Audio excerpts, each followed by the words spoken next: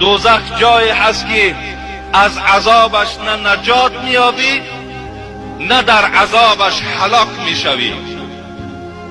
نه از عذاب نجات یافتن است، نه در عذاب وفات کردن از هلاک نیست.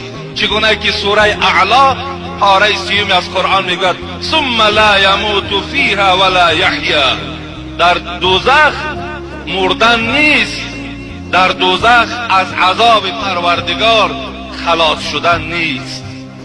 لا تبقی ولا تذر. الله بیان میکنه دوزخ جایی هست که گوشت و استخوان تو را نابود میکند. لا تبقی ولا تذر لواحة للبشر. الله میگه دوزخ جایی هست که رنگهای شما را تغییر میدهد، رنگهای شما را به رنگ سیاه مبدل میکند.